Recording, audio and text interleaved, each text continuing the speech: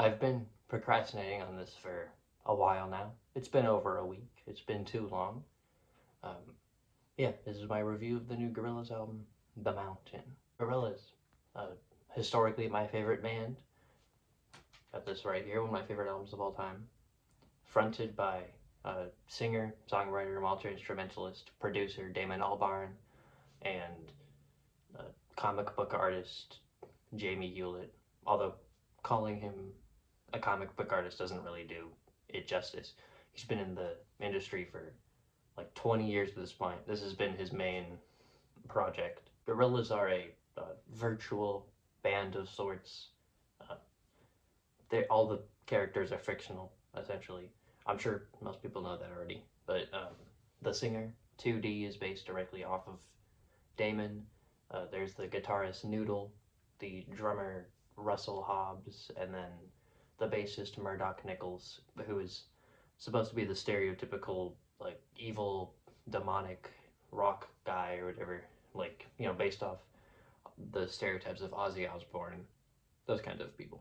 This album has been anticipated for a few months at this point.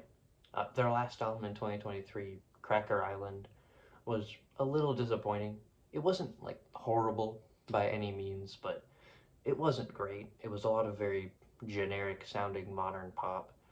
But when the first single for this dropped, it sounded like it was going to be, you know, returning to the Gorillaz style of fusing a bunch of genres together into something less, I guess, like accessible, less regular sounding. I'm not entirely sure how to put it. No, on the whole, I do genuinely think this is definitely a more enjoyable experience than Cracker Island. I don't know if I like it as much as a lot of their other stuff. It's still not up to standard for me, I guess, but you know, it's still better. The ideas for this phase in Gorillaz catalog, which, if you don't know, a phase is just to mark a big album release.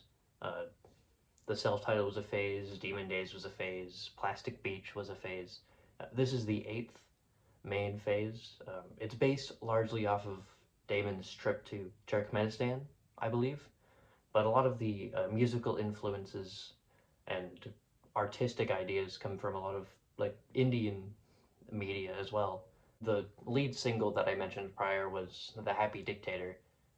It's a track that satirizes the, well, dictators of the world, specifically Middle Eastern dictators. As mentioned, Damon took a lot from Turkmenistan. There's, you know, an issue there, you could say. The track featured the old 60s and 70s pop band Sparks, who happened to drop an album of their own late last year, I believe. Uh, you know, I think they're still doing great. They have a great feature on the track. They do a lot of the synths on it. You know, a lot of influence from the 80s for synth music and 70s for, you know, electronics. It all comes together very well. Getting into the actual album, the opener, the title track, is a very beautiful little, I guess, Indian instrumental. I'm not entirely sure what the genre label would be for that. Uh, it sounds absolutely beautiful.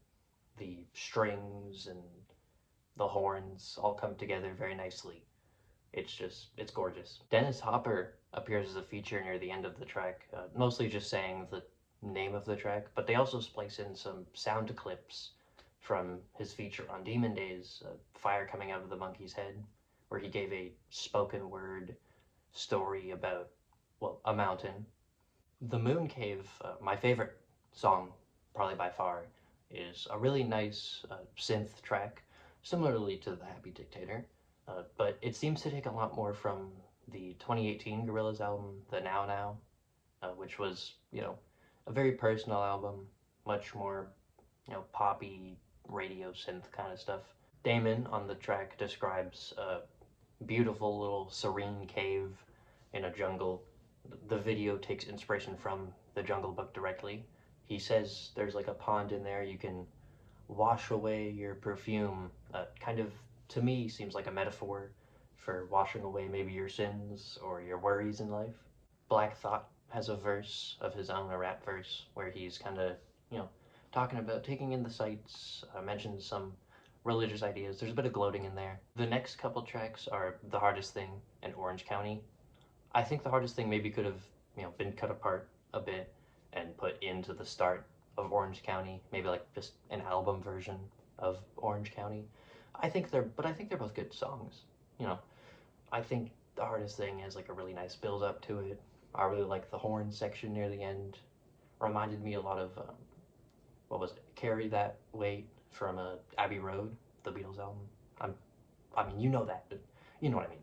Orange County itself reminds me a lot of They Might Be Giants with its very whimsical whistling melody and all of the kind of silly instrumentation and singing, but it's still a pretty emotional song. It kind of feels to me like Damon getting into his feelings a little bit more than he did on the previous tracks, which is always appreciated on a Gorillaz album.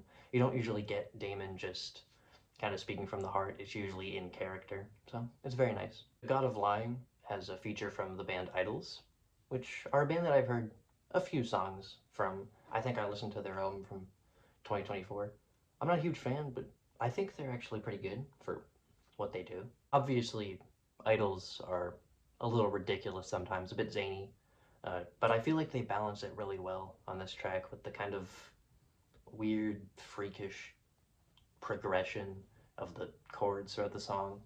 Um, Damon's chorus maybe feels like he's trying too hard to match their, weirdness, but, I think it's an okay song. It's not one of my favorites, but I don't hate it. The Empty Dream Machine is my least favorite song. The verses are, a little bland. They're a bit boring. I'm not a huge fan of the synths on this. I feel like they're a bit stale, but the chorus is just horrible. I'm sorry. I can't sugarcoat it. The, electric dream machine. The whole voice crack part, it's unbearable. I'm sorry, it's unbearable. The Manifesto is like the fan favorite track from the album. A lot of people are saying it's like Gorillaz' best song. I don't think so. It's not a high point for me. I think it's a good song, but in the context of the album, it's a little bit out of place. I think, at least the first verse, because, obviously a lot of the album is inspired by a lot of Indian pop music and like synth music. So throwing a random Latin rap verse in there is just a little odd to me. Not to say it's a bad song by any means. My point is just that it feels out of place. That's pretty much all I'm saying. The last verse with Proof sounds fantastic. I absolutely adore it. But, the first verse is just not great. Delirium is the last song that I really have anything unique to say about.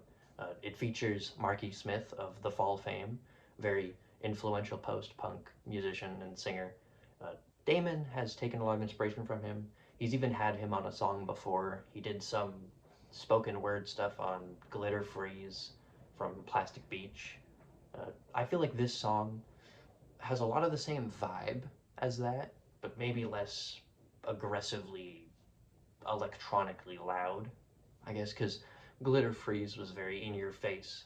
It was a very aggressive track. This is a bit more scaled back, even if Mark is still, yelling, but he's always yelling. He's Marky Smith. There are a few other tracks, but I feel like most of what I've described kind of applies to them as well. Very ambient, laid-back synths, I feel like the ending's a little anticlimactic. I don't hate it, but, I feel like for an album this grand and big for Gorillaz, it could have been a bit better of a ending, but, what are you gonna do? I thought this was a pretty decent output from the band. Not my favorite of theirs by any means, but, it's definitely not bad. I'm thinking like, week 6, solid 6, somewhere in that range. Yeah, that's about it. See ya.